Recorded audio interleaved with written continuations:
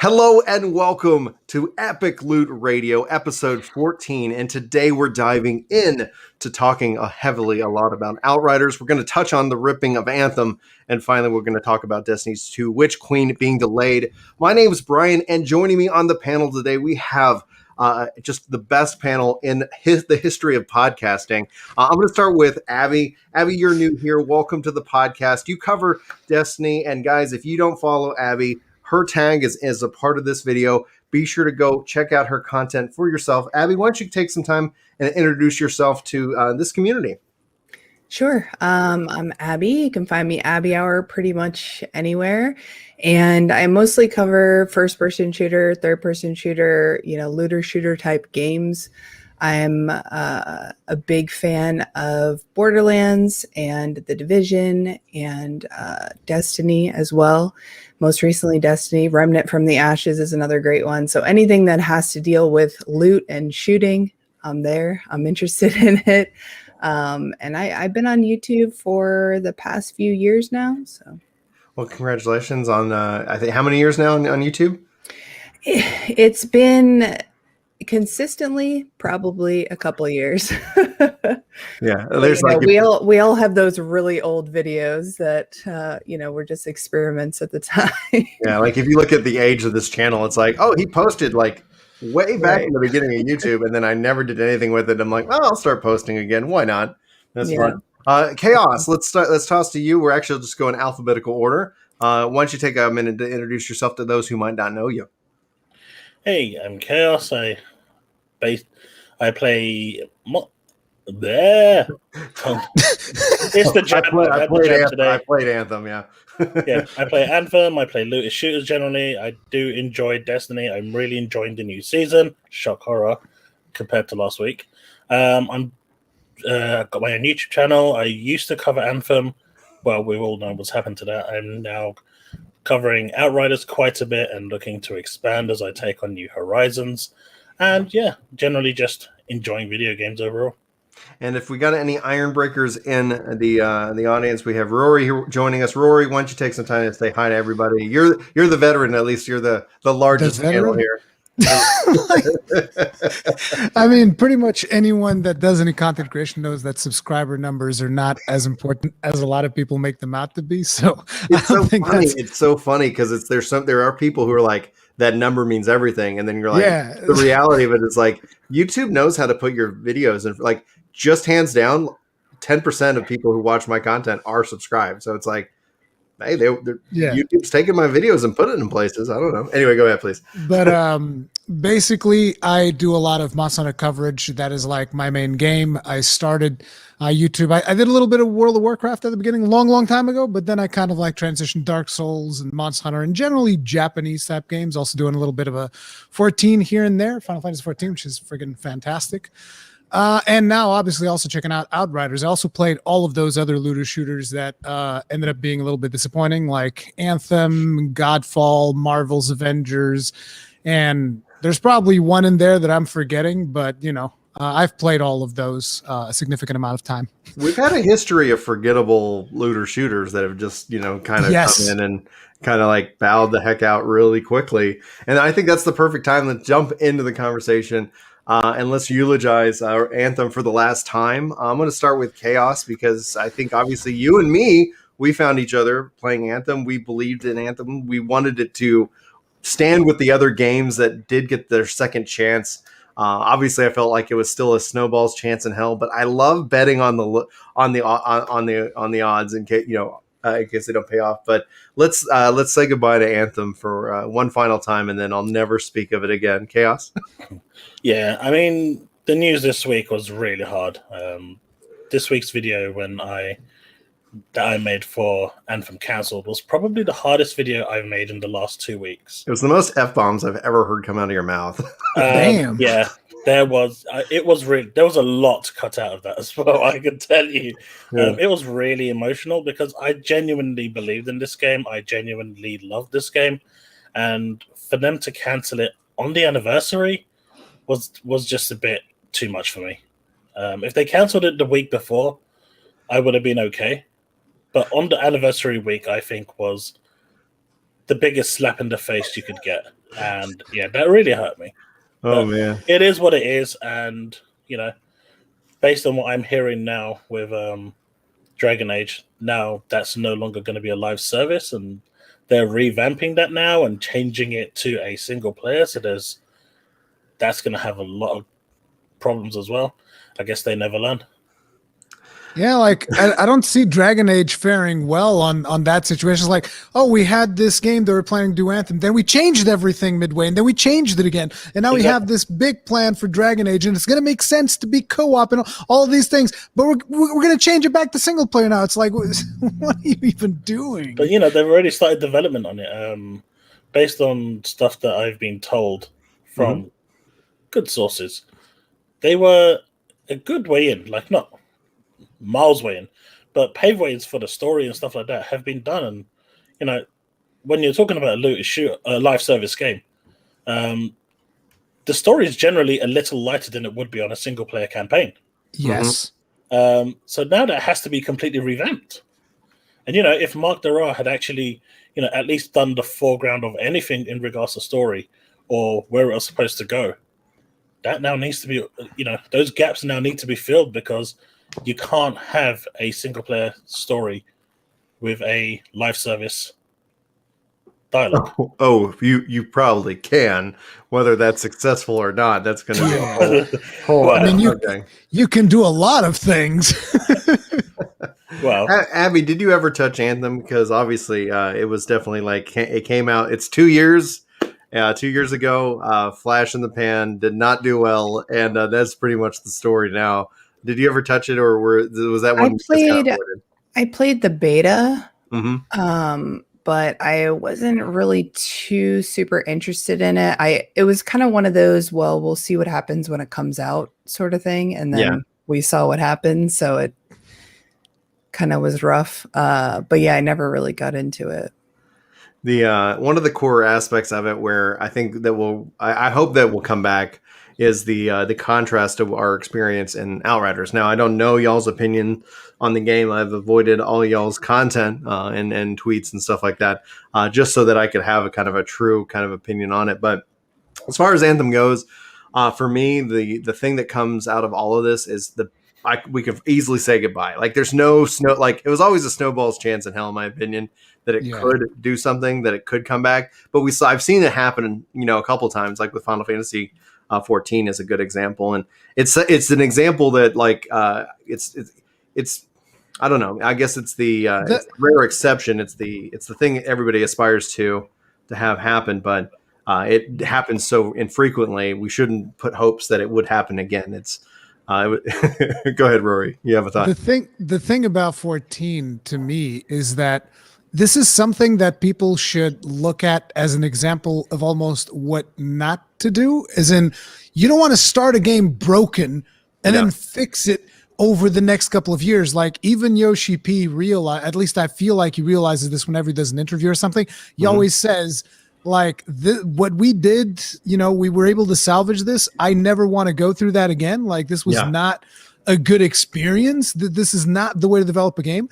It almost seems like a lot of the new developers, they pick that up and it's like, no, this is our template. We're gonna launch our games broken, and then we're gonna fix them over the next, and it's gonna be great because we're gonna get marketing early on. We're gonna get no, it's not gonna be great. And most of the situations are gonna end up like Anthem did. It's gonna die, and it really sucks because Anthem had so much potential. Like, it's one of the best flight systems we've seen in a game.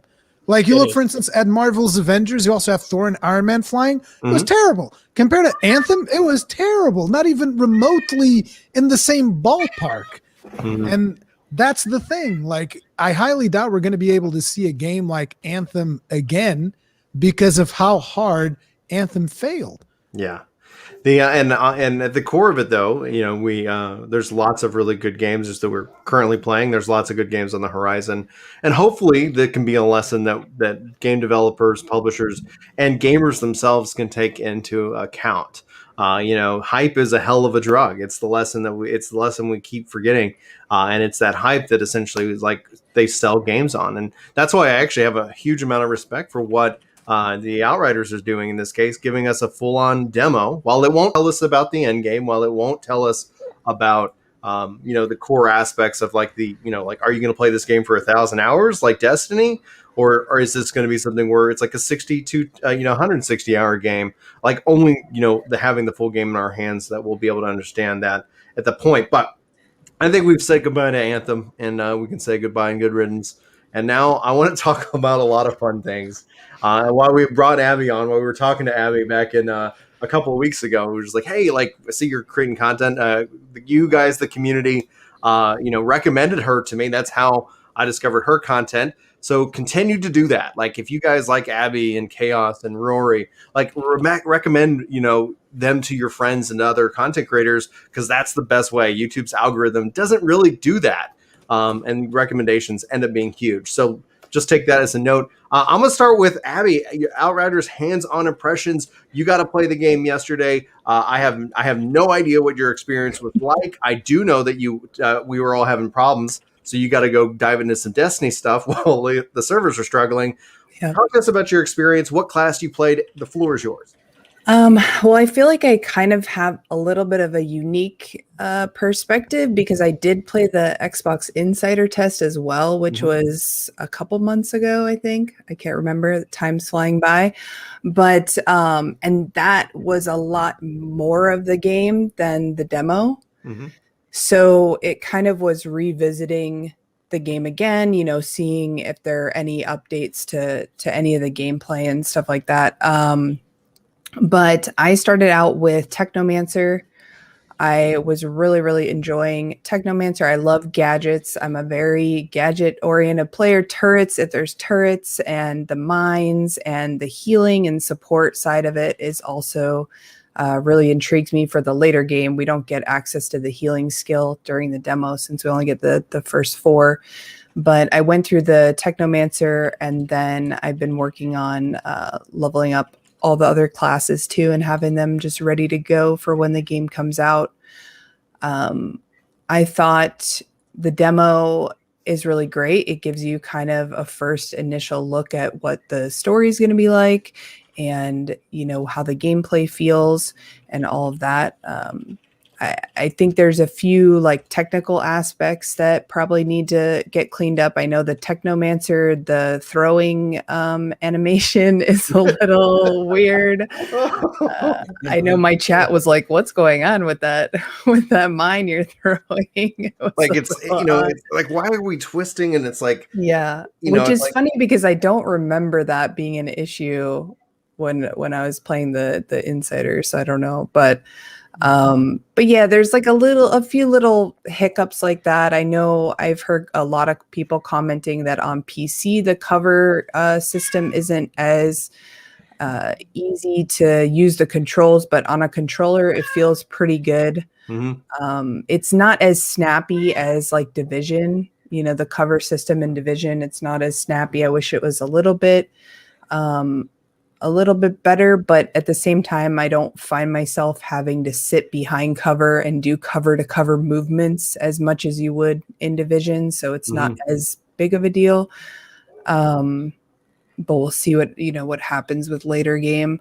I felt like the difficulty was pretty good for, the first 7 level. We're only at level 7. And I think a lot of people aren't really thinking about that. People are wanting their legendaries and they're wanting this hugely difficult demo, but it's level 7. Yeah. But I think it was, fairly difficult solo. When you get in a group, the amount of enemies that start running at you and the enemy density is really nice in co-op in 3-person. And it feels really good to do those big AoE abilities. I played a lot of the pyro as well, and just setting everything on fire is really satisfying and fun. So I think the gameplay was really fun. I do think there's, some things here and there that I'm hoping they, work on in the next month to kind of tweak it. But I think the base is there. I will say with the demo, I don't know, I'm kind of torn because I want people to experience the crafting and the mod system, because I think that is a huge differentiator for Outriders, is being able to dismantle the gear, get the mods, experiment with different mods. So it's kind of, I want that to be in the demo, but at the same time, I understand why it's not. You know, they want that to kind of be part of the full game to experience that. So Any issue with like bullet sponges? And then I want to go to Rory right after that. I felt like the difficulty was pretty good. If anything, I've heard people say that they thought it was too easy. I know a lot of people were posting videos of their speed runs on Goss and their, you know, speed boss kills and killing him in 13 seconds and this and that. So I haven't had any issue with bullet sponginess or any of that. And once you start playing Trickster too, I felt like everything was dying super fast. Oh man, that is a fact. Absolutely. Rory, you're about to say something. Go ahead. I wanted to ask Abby, if you've played a previous version of the game, was cover even implemented back then? Because I had this idea that cover wasn't even in the game earlier on, or did I get that wrong? Yeah, it was covers, I believe, always been around in some shape or form, but yeah. Okay.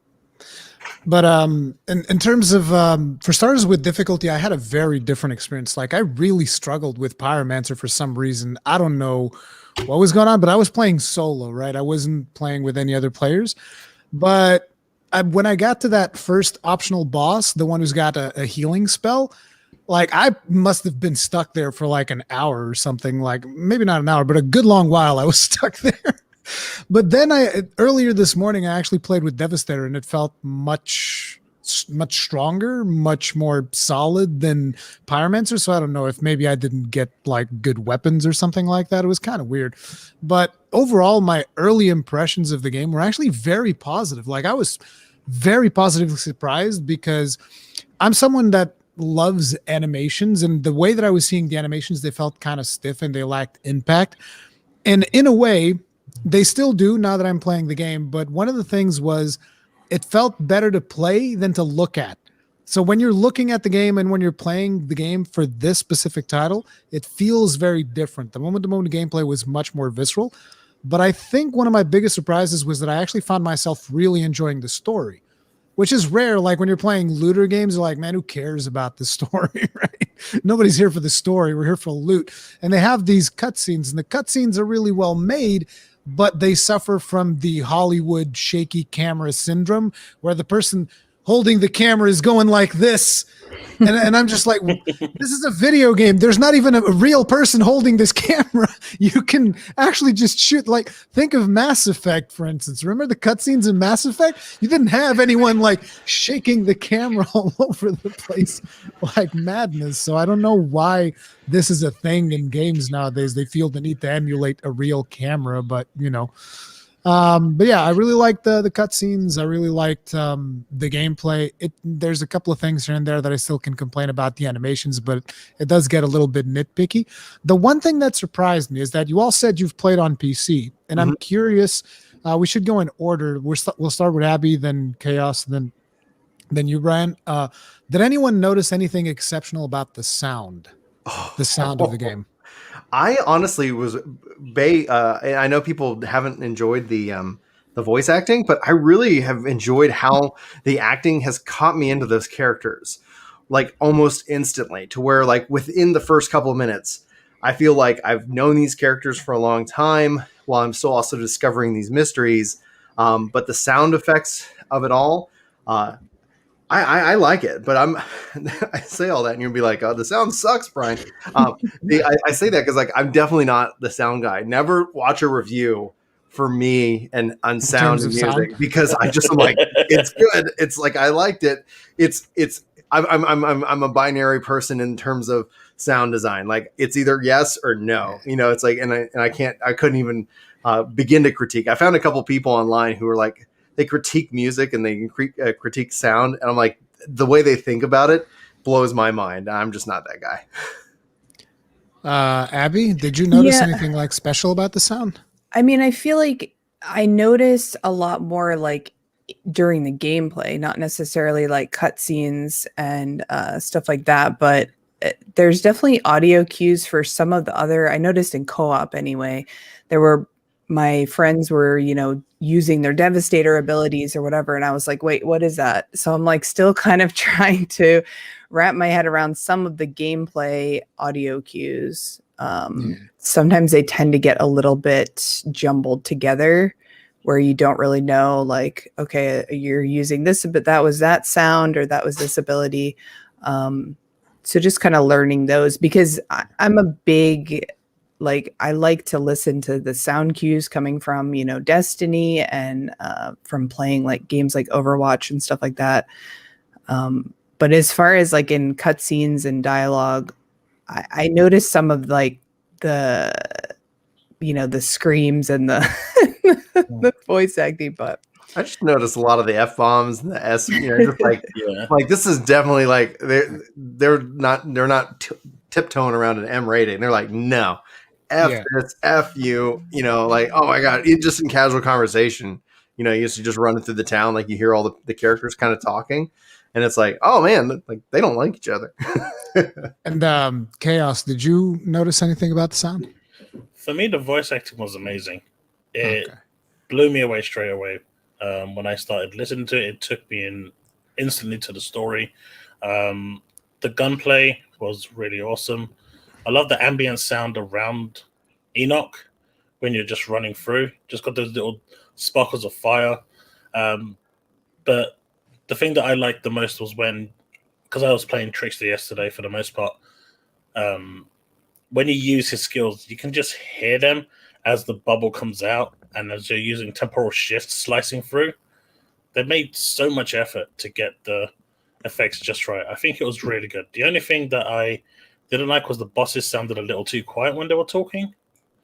Yeah, sometimes. I think that might have been a bug or something. But outside of that, I was really happy with the overall sound quality and the production value. The reason I'm asking this is because I'm not sure if you guys remember, but back in GDC when they did that talk about the PlayStation 5 before it was released, they were saying that it had this dedicated audio thing, whatever. And what I noticed is, I don't know if this game is making special use of that, but the quality of the sound stood out for me from like regular games that I play. I was like, whoa, the sound in this game is just hitting different, like in a good way. I was very positively surprised by the sound. Like, it sounded very good. I wouldn't say that the voice acting is excellent, but I thought it was pretty good. And I do like the fact that our character was a mercenary, like in his previous life, whatever, before we came to the planet. And when you are in dialogue, he sounds like a mercenary. Because a lot of times you have these games where your character's background's a mercenary, but then he's talking, he's like, oh, can I help you with this quest? Oh, yeah, it's going to be so great. We're all going to be happy. No, he doesn't care. and our character just... there's that side quest where there's that character bleeding in the ground. It's like, so you need a medic or and she's like, oh no, and it's like, okay. What about when you rescue that one and she's like, like you beat her later, so she kind of frees you, and then later you meet her and she's like, I'm sorry I left you, and he's like, I would have done the same. Yeah. And it's like, and it's so kind of refreshing to have a non-silent protagonist in this regard. So we are playing like this character. We're getting to know him, and it's like, while he wouldn't respond the way I would, it's kind of fun to kind of step into his shoes, and also the passage of time, learning all of what's occurred since he's been in cryo, and this, like, how this war is broken out, and it's like, it's just fascinating. And the opening, obviously, I knew like something's going to go wrong. But the opening completely took me by surprise. It's like I was expecting like, oh, there's going to be this, and it's like, oh no, oh wow, that changed. Okay, cool. All right, I get it. And so I was really blown away. I like I like the game. It's really refreshing to kind of step into this game. We at the start of the show we utilized Anthem for one last time, and it's like the quality of life features that are in this game day and date for the demo. Like I got stats, I got item comparison, I can do all these different things, and they make it easy. I can clean up my inventory like it's nothing if I choose to do so, and it's making loot fun to find, to kind of see what different perks. I've ended up finding different guns that I like more, but are less powerful than the most powerful gun that I have, and I'm going to take the gun that I actually like more because it just ends up being a little bit more fun. I found a gun that freezes enemies, and I was like, this is just the coolest aspect of it, and I like how it feels. I like how it feels to shoot. The one thing I didn't like, if we're going to kind of briefly touch on a little bit of negativity with the game, because everybody's had different issues with it, and I've seen chat sounding off with a couple different issues they've had, is I had to lower my sensitivity on controller, because initially, like when we were talking about even the Techno's throwing animation, I would often find that as I would transition of aiming, like my camera would just like swing like wildly in one direction. And once they cut down that sensitivity, that seemed to address that issue in and of itself. So I don't know if that was a technical issue. It just kind of felt a little bit strange, because in the motion blur, like I know that's going to get turned off, or they're going to give us a setting to turn that off in that. But I have a question for everybody here. Does anybody like motion blur? Because I only see it in negative connotation, and I don't know why it's added. Like, nope. No. It's like sometimes I don't mind like a very bit of tame motion blur. The problem is that whenever developers put motion blur in the game, it's like they put the scale all the way. No, dude, whenever you move, you can't see nothing. It's like a giant depth of field around your character. And you're just like, dude, why? Sometimes a little bit of a tame one, sure. And I hope that whatever they do, because I know that is coming for the PC, you'll be able to turn it off, because they already confirmed that in the PC settings or whatever. Mm-hmm. I even thought that this was on the demo for PC, because I only played on PS5. You can hack it. You can hack it to turn down that motion blur setting on the PC. I haven't bothered, because I'm like, all right, I'm just going to deal with it for now.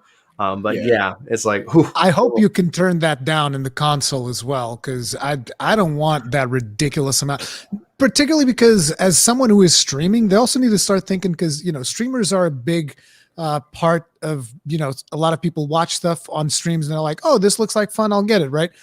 And what motion blur does to a live stream, like if developers could just consider this for a couple of seconds, motion blur will literally destroy the quality of a live stream because of, video artifacting and all of these things. The second things get blurry, it's just going to be giant square pixels everywhere. It's terrible.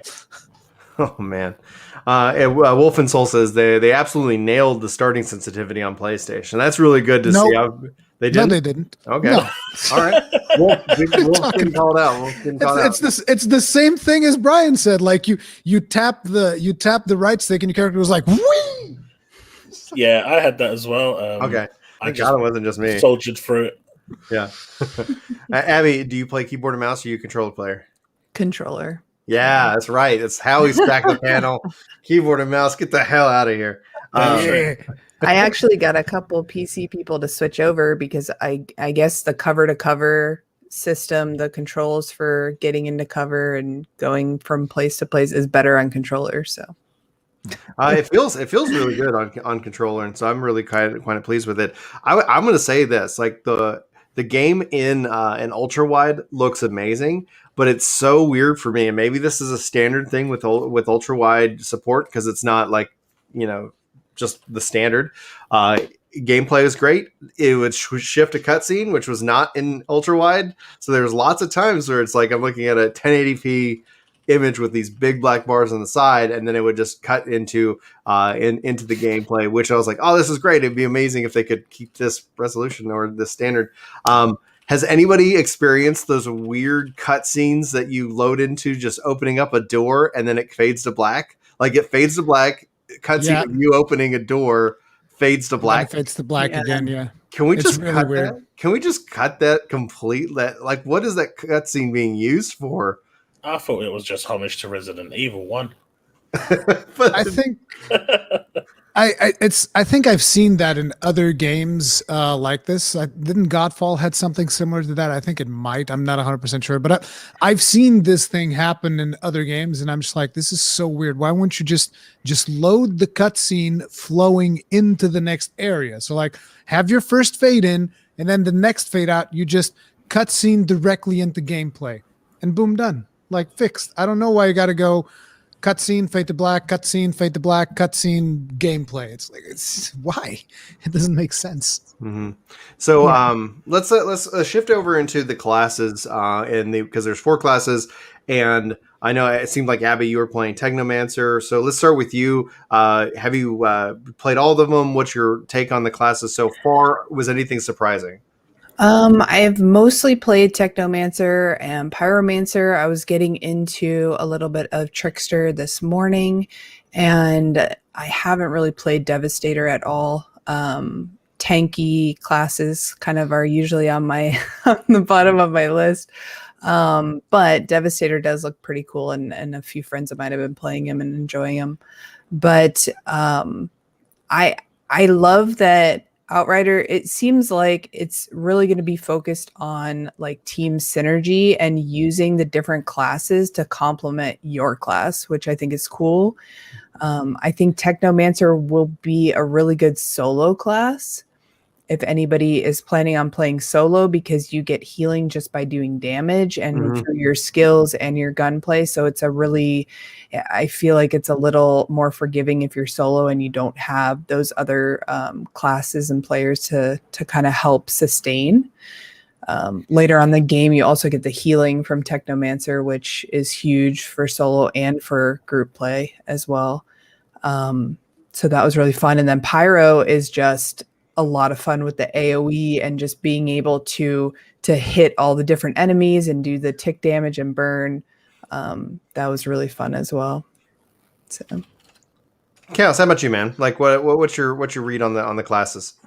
So I only had time yesterday to play Trickster, which was the class I intended to play with it from the very beginning, and I absolutely loved it. It was better than I actually thought it would be. At the beginning, when you've only got a single skill, it feels really just plain and watered down. But by the time you've unlocked 3 of the skills, it's just a complete powerhouse. Comboing the 3 abilities, being able to teleport and get from one end of the arena to the other is just priceless. I'm glad you brought up combos. That's actually one of the things that as you start to play with the order of the skills, like Devastator, being able to jump in to Earthquake and to shield up, but if you go one other direction, some animations will keep you from firing off that skill right away. So there is definitely kind of a priority on how you can maximize your combos together, which I felt that was really cool to see. But go ahead, continue on, Chaos. Yeah, because there was a couple of instances yesterday on stream where there was about 7 or 8 enemies because we was playing in multiplayer. And I was just able to get behind them, put my time bubble up, temporal swipe, and just burn everything down within just a few seconds. It's priceless when you get to experience that level of power. The flow of it was just beautiful. And from something that started off as, I'd say, mediocre, by the time you unlock the 3 abilities, it was just great. And I can't wait to unlock the rest of the skills in the full game, because they can only enhance the gameplay. Now, Rory, you spent time with 2 of the classes in total, right? I played a significant amount of Pyro. Well, I did the entire demo with both of them. So I did Pyromancer and Devastator, which were the 2 classes that I was kind of divided between, because I really like fire, and at the same time, I like tanky characters. I friggin' love just being a massive tank. And for some reason, the Pyromancer felt a lot weaker to me, which is why I had even some difficulty with some of the bosses. I was like, I kept dying. But at the same time, it feels very satisfying. I feel like the Pyromancer is going to shine in a party setting where you can just like be a little bit left alone by the enemies, because they might be focusing other people, and you're just like going around like a little bit of fireball here, explosion there. Particularly if you're able to clump enemies together, the thing where you kill an enemy and he just explodes is so brutally satisfying. Like you literally see the dude in the air, like, and then explodes in massive damage to everybody. Super, super fun. I love that. That was one of my favorite skills in the whole game. But Pyromancer was a lot of fun, but ultimately I ended up going with the Devastator. And one thing that I noticed is that initially I thought that depending on the gear that you equip on your character and whatnot, you would be able to kind of circumvent the archetypes that they give to each of these classes. So you'd be able to be a little bit of a tankier pyromancer, but I don't think that's actually going to be the case considering how much tougher the Devastator just felt naturally, even without applying your skills or anything. I felt like with the Devastator, I could just straight up run up to somebody, not even using a skill, taking like all of their bullets to the face and then just shotgunning them down, not even a problem. Whereas with a Pyromancer, I would put my head out for 2 seconds and bam. And I actually felt that a lot of the enemies are almost hit scan levels whenever it came to shooting at you. Like they're ridiculously accurate, which was something that was very annoying with the Pyro. But again, with the Devastator, when I started playing around with that one, I was like, I guess I'm playing Devastator in the final game because that was way more fun to me. And the thing of jumping backwards with the Devastator, which initially when I saw it in video form, I was like, wow, this feels very underwhelming just looking at it like that. When you actually do it, it's very satisfying. Just like, boom, slam on in there, thunder, nothing. Things are exploding. Earthquake, everybody blowing up. Then you can pop the shield. And the shield, another one that I thought was going to be, a little bit underwhelming. It's actually great to just pull out the shield, soak up all the bullets, and then shoot them all back. That's good. It's very good. So yeah, I was very positively surprised by the Devastator because I thought I wasn't going to like it nearly as much as I did. So I was originally thinking I was going to rock Devastator first, and then talking with some friends, they were like, "Oh, I'm going to play if it's Devastator." So okay, great. My second end choice, that I was between was Technomancer. So I started with Technomancer, went to Devastator. I've actually played all of the classes. I've gotten them at least all to level 4 right now, which isn't that hard to do, but at least unlocks the 3 different skills. And holy freaking crap!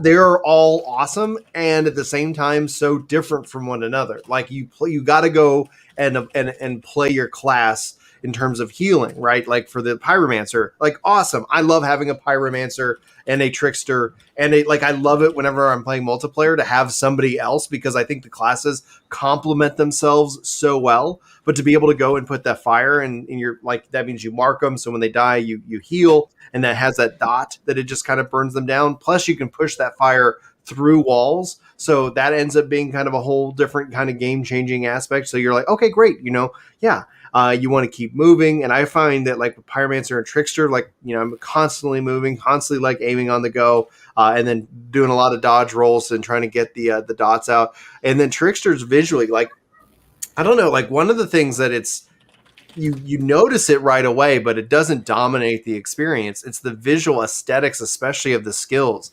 Trickster turning everybody into that skeleton, and then when everything does die, like it just that explosion. But then you combo that with your time bubble, and all of a sudden it's like their parts are like all in now slow motion, right? So it's not like the skills are all acting independent of each other. They are very situationally aware of what other skills are going off at the same time. And so for me though, like I would say that at the core of it, I think at launch, I'm definitely going to rock Devastator. I know my friends are going to want to play Devastator as well, but I really enjoyed the Devastator. I love the aspect of getting that shotgun, being able to jump in, earthquake, shield up, and then just go ham on everybody. And then obviously your earthquake can act as a kind of a stun. And that's a great mechanic to see as the bosses will do their charge up times. And you can eventually kind of, they can kind of become immune to your stun. So it's like, it's just so cool to kind of like coordinate that. And I think that's going to make replay ability for the bosses, hopefully so much more enjoyable as we see either new mechanics or, like critical things that you have to stun mechanically, and it's not just a DPS soak. Any other thoughts you all have on the classes that we want to share? Abby, is there anything you want to add? Anything else on this case? Oh, and I want to know what your main is in Destiny. Oh God. As far as Outriders classes, I mean, I agree with you. I feel like the combo in co-op is really satisfying. It's really fun to be like, all right, you blink in there, slow field them, we'll come in with this fire. And, it's kind of fun to have a combo of all those abilities together. And I feel like in the end game and the expeditions and stuff like that, it's going to just be, times 10 with all of that. But it's a lot of fun. They feel really unique, which is nice. And then for Destiny, Destiny 1, I was a Titan main. Destiny 2, Hunter main. Okay, fascinating. Very nice. All right, any other thoughts on anything we haven't covered regarding Outriders that we want to share right now? I'm going to start with Chaos. A couple of things I wanted to touch on in regards to the classes. Unlike other games, I think it's really cool to see that they are actually working on specific roles to actually synergize. You don't see that often. Developers are usually scared to give specific classes specific roles. Like Devastator, as you know, is going to be the tank class. You can have a Pyromancer as a tank if you choose the middle class and from the skill tree. And if you spec that all out, you'll get lots of HP and lots of defense, and it can do that. But it will, sacrifice certain other things. But they give you that option if you want to go down that route. But you can, the synergy between the classes, if you use them the way they're supposed to, is night and day. And I think that's refreshing to see a developer actually taking that step forward and just saying, right, we don't want to make every class the same and you can do it exactly the way you want. We're going to assign specific roles to 1, 2, 3, and 4, and then you can modify them how you want. But their original traits are this. And it's nice to see that Devastator is standing out as the go-to tank, because that is exactly what you want. And going into certain encounters, you're going to want to have your tank there. You're going to want to have your support if it's needed, or you're just your AoE king, because certain expeditions may require you to 100% bring a Pyromancer with you, because there's just going to be a ton of enemies coming at you. And I think that's really awesome to see. And yeah, it's just refreshing. Yeah. Any other missing class that you would like to see in the future? Like, because obviously everything seems to be tied heavily to elements. And from the other Altered that we've kind of seen already, it seems like they have their own mix and match of these abilities that lends to, in my mind, that we could see, in theory, more classes, especially since we have 6 character slots and 4 classes. Is there anything that you feel is currently missing out of the structure? I mean, we don't have air, which is, an element, also one of the 4 elements. But the thing is, I kind of feel like that's spread throughout all of those classes because they all have some form of telekinesis. Like you even see Seth, that Altered, basically pull you towards him in that final cutscene of the demo. Mm-hmm. So I don't know what else they can add in terms of elements. And I don't know. I couldn't even think of like another class that I would want, because they each have like their own role in the game right now, and I couldn't think of like another one that I would want. I mean, they could add a class that could jump outside of like the teleport, I just missed the ability of jumping. I want to jump over that. I want to jump over that box, goddammit, so I can get to the other side. I don't want to run around the whole thing because I can see. I mean, I could just put my foot over it. Yeah, I'm altered, but not that altered. just let me jump. Did y'all experience any kind of bugs or crashes and outside of the starting connection server issues? Like, is there anything that that concerns you for the launch of this game? The only crash I had was one during co-op, and I'm not sure if it was actually my graphics drivers, because it did throw up a graphics driver error. So after I updated that, I didn't have any other issues. I was streaming for about 3.5 hours. That was the only crash issue I had. My frame rates were generally above 90 on Ultra, so I was happy with that as well. The only thing that I have to complain about, which actually started to make me feel somewhat sick, was the frame rates of the cutscenes. They were atrocious. 30 FPS, locking them to 30 FPS. I was speaking with the community manager, and they are heavily looking into this to try and resolve it, because they are fully aware and trying to get that fixed for launch. But the 30 FPS for the cutscenes were terrible. What kind of graphics card do you have? 2080 Super. Okay. Abby, any technical issues or anything that has you concerned for April 1st? We had a couple crashes on Xbox. And I know that the co-op is peer-to-peer, right? So that's my only concern, really. We did join a friend of ours. My husband and I joined a friend of ours in Canada, and we're in Georgia, last night. And it was a little stuttery and said, connection to the host something. So that's really the only thing I'm super worried about, because I know a lot of times games you have to set up, different port forwarding and settings and stuff like that to have two people in the same household playing on different Xboxes. So it's definitely gotten better than where it was. So we'll see what happens with that. All right. Go ahead, Rory. In terms of bugs, one of the things that I definitely noticed was the cutscenes have some kind of audio desync from time to time, at least on PlayStation 5. I would run into an issue like, sometimes there's a cutscene, there's like a little bit of a frame freeze, and then the audio starts skipping ahead of the visual. Like that happens often on PlayStation 5. It's not even something that, I had this one cut. No, it happened to me almost every single cutscene, and that is something that they really need to sort out. And I've also, from a friend of mine that's been playing on PlayStation 4, he's crashed 4 times today.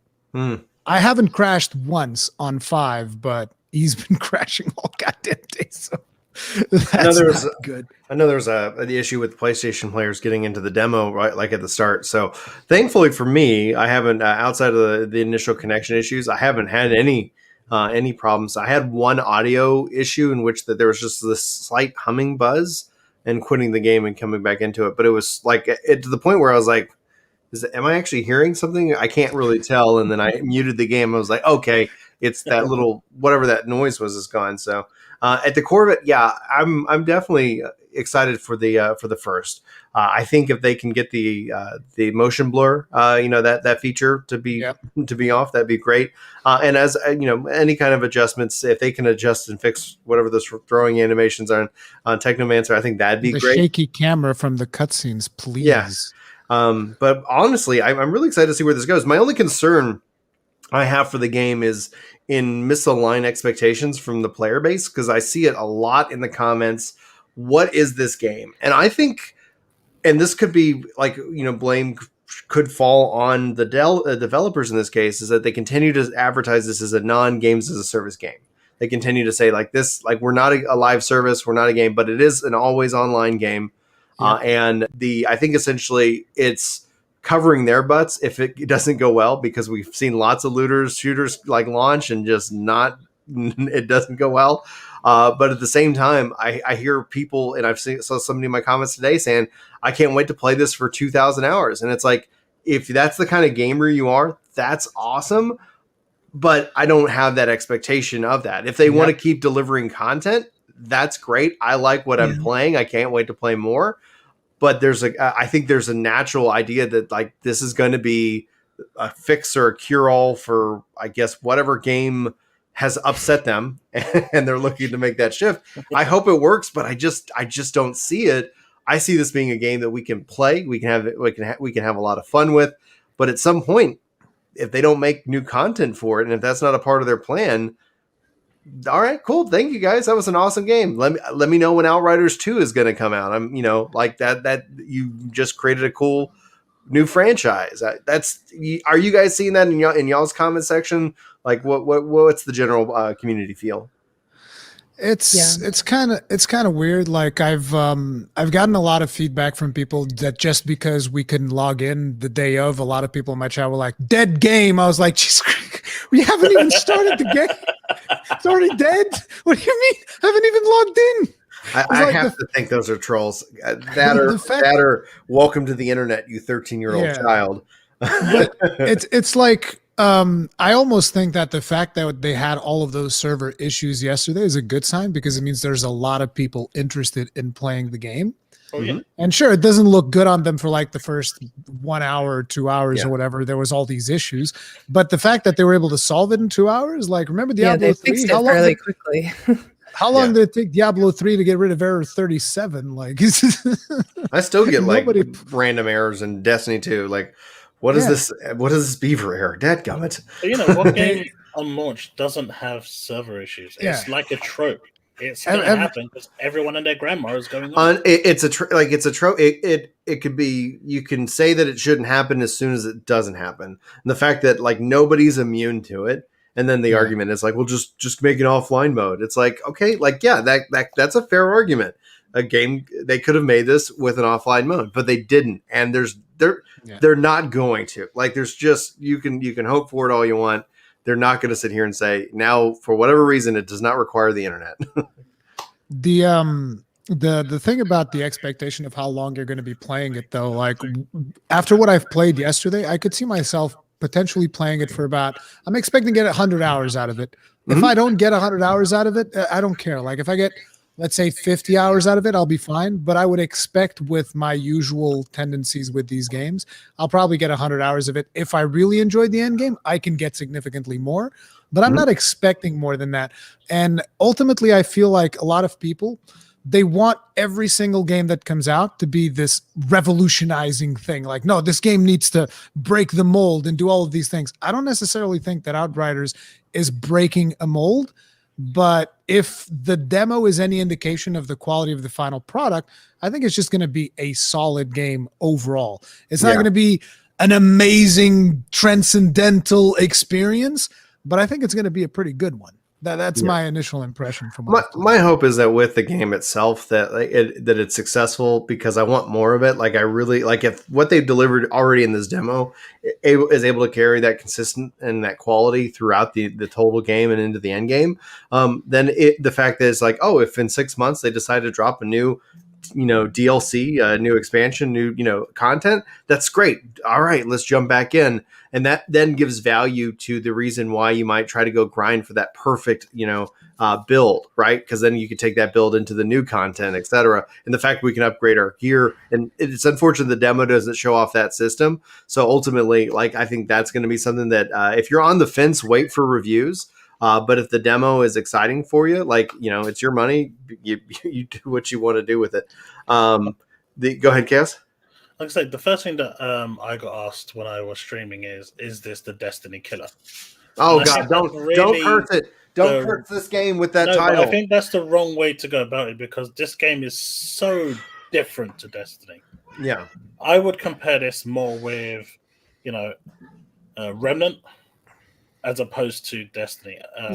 This game is so much closer to Remnant. Even the gunplay is almost equivalent to what Remnant was, and I mean I really enjoyed Remnant. That's a fantastic game. Same. If anyone hasn't played it, definitely go play Highly it. It's recommend a really good game, and if you like this game, even more reason to go play that game.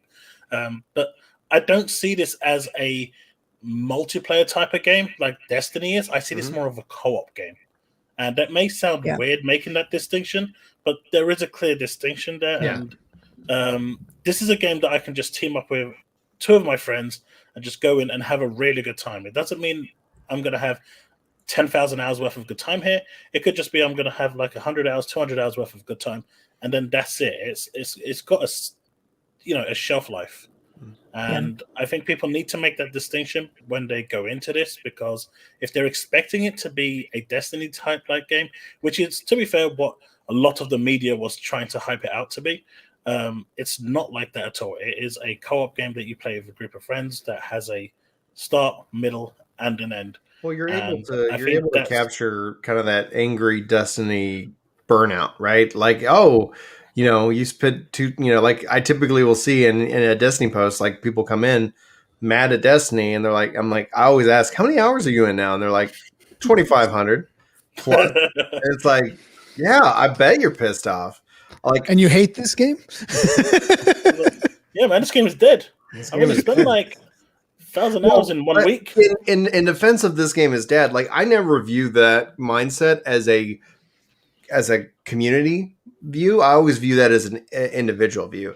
Games die all the time. They die for that individual, and there's something that either happened or they weren't listening to the burn, and thus they ended up letting themselves get to a point where they can't stand the game. That's why I think variety is the salvation to all games. If a game isn't working, Destiny, for whatever reason, I've continued to have children.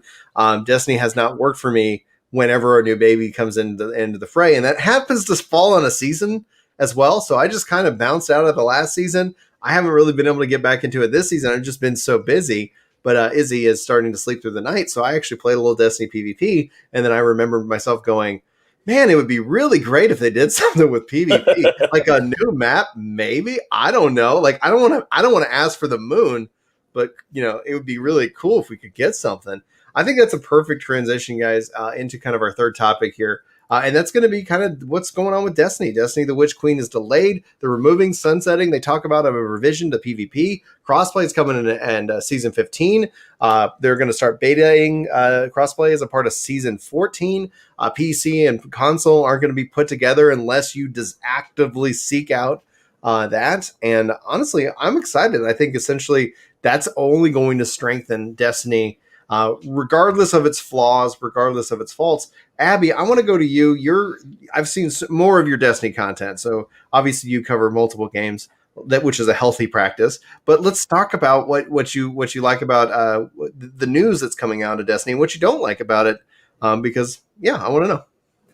I mean, sunsetting, I think that was the right call. It just was getting so jumbled with, we're getting rid of everything, and then we're reissuing all these other things, but not everything. And then there needs to be another solution. I don't think that things should live on forever and always. Maybe, that might not be the right solution. But I don't think the blanket sunsetting was the solution, because it just felt really bad to look at your inventory and say, oof, all these, do I have an ARC scout rifle? Okay, no, that's all sunset. Do I have this?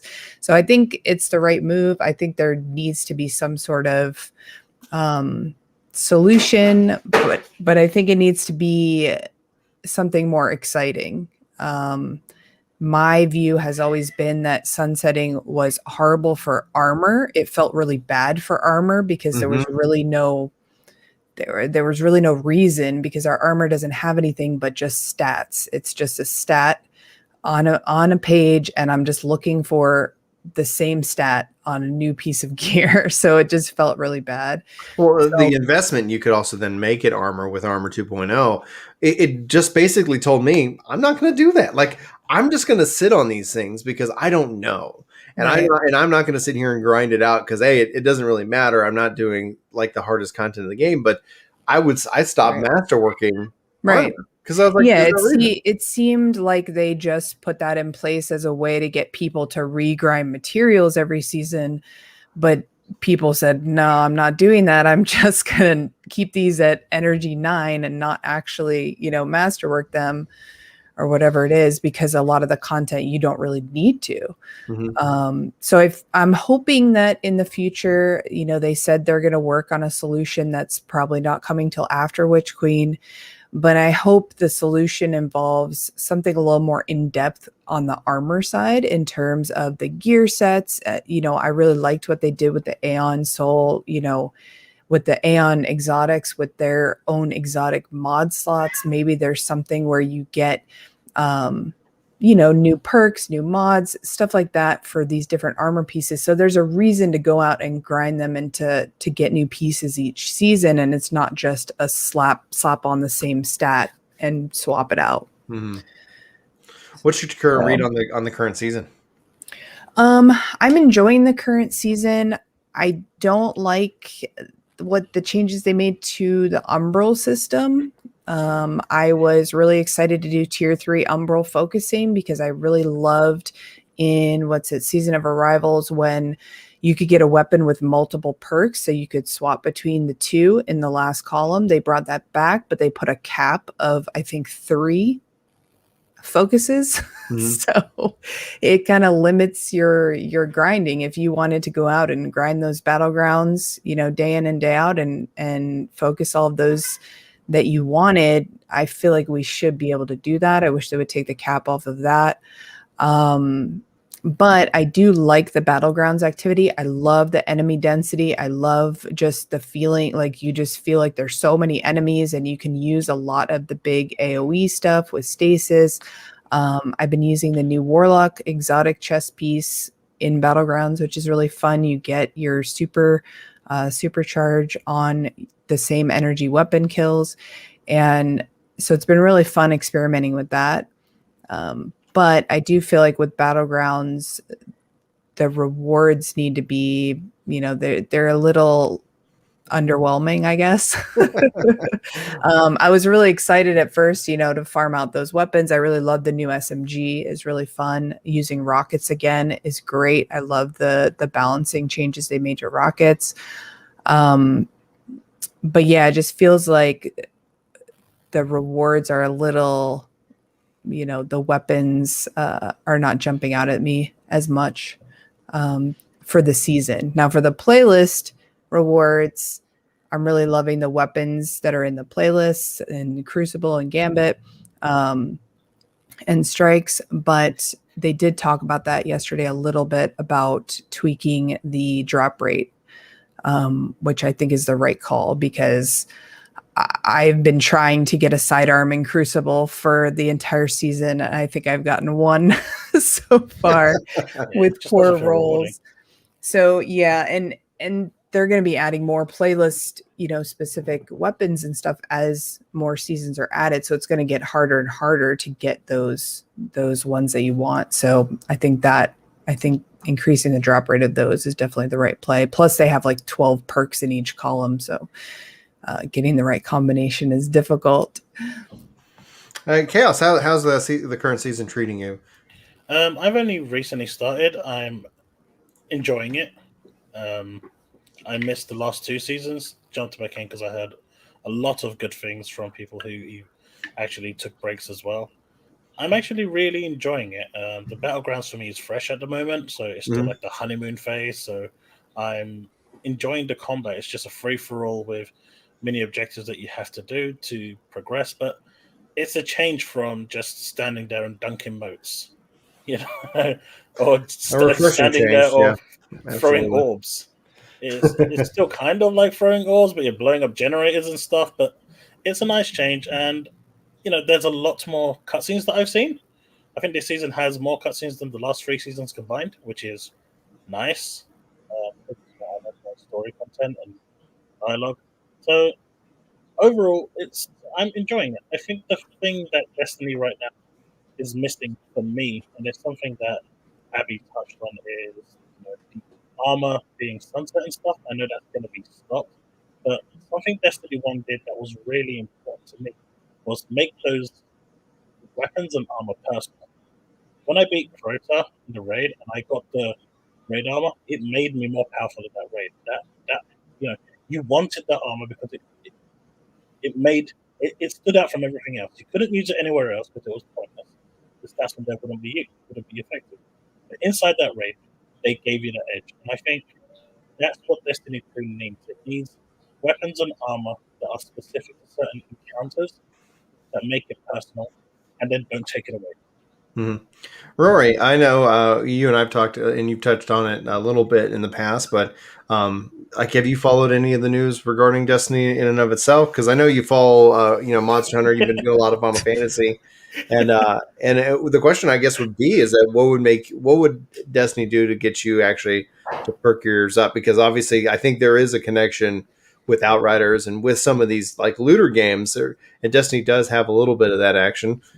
What's your thoughts? I think the only thing that Destiny could do to like get me to perk up would actually be a Destiny 3 or a revamp of that level, because you guys are talking about seasons. I'm assuming that you basically have to pay for each season, right? Kind of like a battle pass. Yes. How much does each season costs? $10.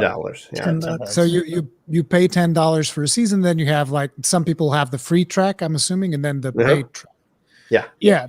I'm very much not interested in any content that is like that, because ultimately what ends up happening is you start getting that feeling where, I gotta play, I gotta do these things, I have to go, and as opposed to I want to do these things, right? Like Final Fantasy 14 for me is working because there's a lot of things that I want to do. I don't have to do them. I can stop playing, take a break, but there's things there that I want to do, and they're not going away within like 2 or 3 months, because I don't know how long a season lasts in Destiny. 3 months. Okay, so I was right on the money. But yeah, it's like I don't like that idea of content that is kind of like going away forever. And so that type of stuff has kind of been things that I've been avoiding. So the only thing to get me back into Destiny would be a new Destiny, potentially without the season systems in place, because that doesn't appeal to me at all. What if they had a Tiger X as a final boss? No. Worth a try. Still no. All right. Anyway, guys, like, yeah, I have, I don't know. I'd love for more PvP aspects. Like, Destiny's always just been, I've been just drawn into the PvP. And when they started taking away content, when we knew that was coming, I was like, okay, I'll go jump into the PvE side. So that's what I did for a while. And I was like, it's enjoyable. Like, I really enjoyed Season of the Arrivals. I had a baby and was like, wow, well, my wife had the baby. I was there. And so like we've been doing like the Season of the Hunt, and just like, all right, cool. Like I'll see you guys around. I'm very excited for crossplay. I think when people can just play together, no matter what platform they're on, I think that's going to be something that's just going to bring the community and strengthen it, in that regards, especially with when it's handled right. Instead of making walls, it just breaks those down. So you end up having one, Destiny community as opposed to, oh, you're on PlayStation. Well, we can't raid together. And I think that's going to be something that's truly going to be a kind of game changing in that regards. But with that, we come to kind of final thoughts. This is the last part of the show itself. We've covered a lot of really cool things. There's a lot of stuff also going all around, the internet, as I'm waiting for PSO2 news and things like that. But I'm going to start with Abby, and we'll go again in alphabetical order. Seems to work as a host here. Abby, like, any final thoughts? Anything we talked about today that you want to kind of touch on, or is there anything that we didn't touch on that you'd like to share? Floor is yours.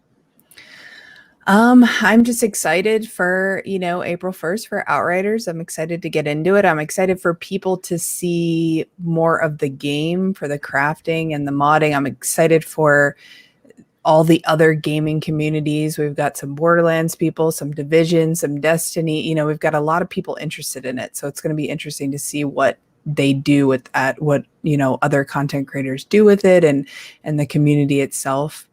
And I'm excited to see what happens with Destiny. And, if anybody's part of that Destiny community, just know it's okay to play a couple hours of another game, get off of the game for a little bit, come back fresh the next day. You don't have to log in to do your chores every day. So. I think that's one of the things that I want to see as a part of New World, that they don't have concepts of dailies and things like that. I've seen that debate going on the Reddit. Right. It's like, I don't want chores. Like, if it's fun, I'll do it. If it's valuable and rewarding, I'll do it. But stop. I think I would love to see us run a test on no more of these kind of like, this is what I have to do every day, otherwise I'm falling behind. Anyway, it's just chaos. Floor is yours, man. Yeah, I really liked Outriders, the demo, and I've got high hopes for it. There were a couple of people in my stream that said they didn't like the look of it, and what I will say is, mirror what Rurikon said. I think it was Rurikon, or it could have been Abby. It's one of those games that aren't the greatest to watch, but a lot more fun to play. Yeah. And the demo is free. Go try it out for yourself. It's only going to cost you a bit of bandwidth.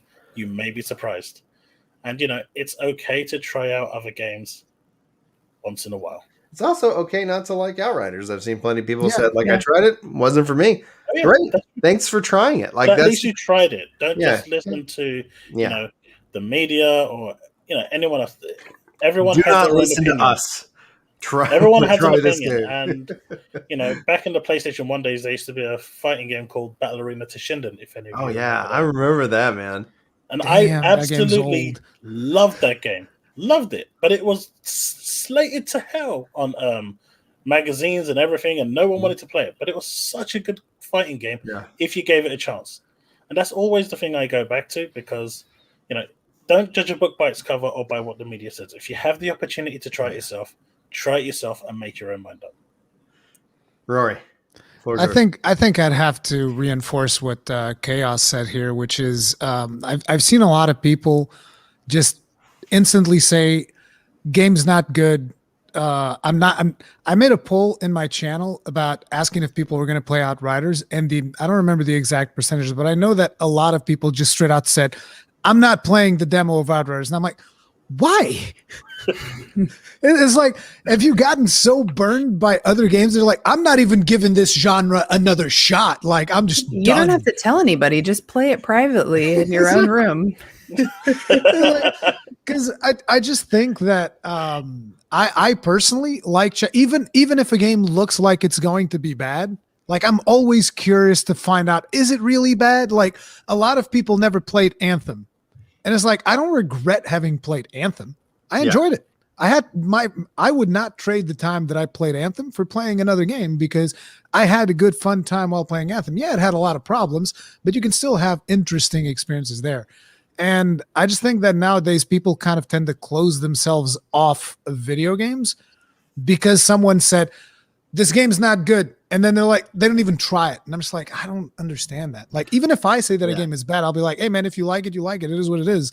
But I just find it weird that people start closing off so much that they don't even give certain games a shot. I was guilty of that. Like, there was a time, and I've talked about this, why I don't put scores on reviews. And traditionally, I actually don't do reviews. I do more guides. Like, let me just tell you what's in this game. I'm not going to sit here and say whether you should do it or not. Like, you can come hang out with me on stream because that becomes a little bit more of a dialogue as opposed to like a video that's set in stone. Because, this game was great. And then 6 months later, the dev comes out and is like, they decided to be horrible. And then, it's like people were like, you said this game was great. It's like, well, it was, so I find that, live streams of these conversations, podcasts end up being more, valuable in terms of that. But I was guilty of that. Like, there was a time where if a game did not hit a certain score, like, I wouldn't play it. Like, and it was just like, I became this real snob when it came to review score. So I can understand it. And the best thing happened was when I said, F the score, who cares what it is? I'm going to try it. And I think that's where services like Game Pass and things like that open up these games that, like, well, is it going to be worth $60? Like, I don't have $60 to spend every week to go on games. Like, I've always been very proud to share how much money I make. I get $50 a month. Like, it doesn't matter how much money I make from a job. I get $50 a month to spend however I want.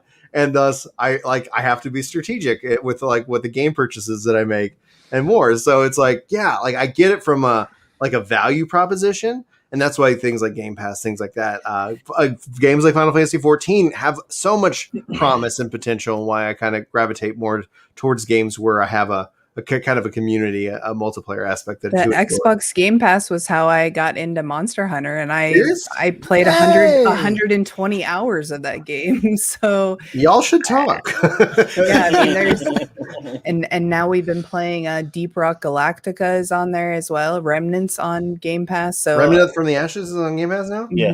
Well, it's also coming. It's also coming to PlayStation Plus, I think. Remnant from the Ashes. Yeah, I think someone in chat said next month or something. That's great. That's Final Fantasy 7. Yeah. Oh, yeah, Final Fantasy 7's coming to PS Plus, the remake. Yeah. I think that was play that game. Hella good. But you can't use it to upgrade to the digital edition. Oh, that's weird. Yeah. Oh, because there's there's. There is one thing I wanted to touch on before you moved. Yeah, on. please. Pyro Victus said. He just said, nah, just finish the chores on reset day and then chill for the rest of the week on other games. I mean, don't get me wrong. I'm guilty of this as well at times, but that's a job. That's not you playing something because you enjoy it. That's called a job. Yep. And that's when you move. That's when, you step back. Mm-hmm. And if that's why I don't play the season pass. Just to do everything on reset day and make sure everything is done that you can possibly do, and then you can chill for the rest. That means you're not enjoying the experience anymore. You're just doing it to get it out the way. It's a checkbox, and you move on. And I think that's one of the biggest problems games have today. It's a thing. It's a psychological thing. It works.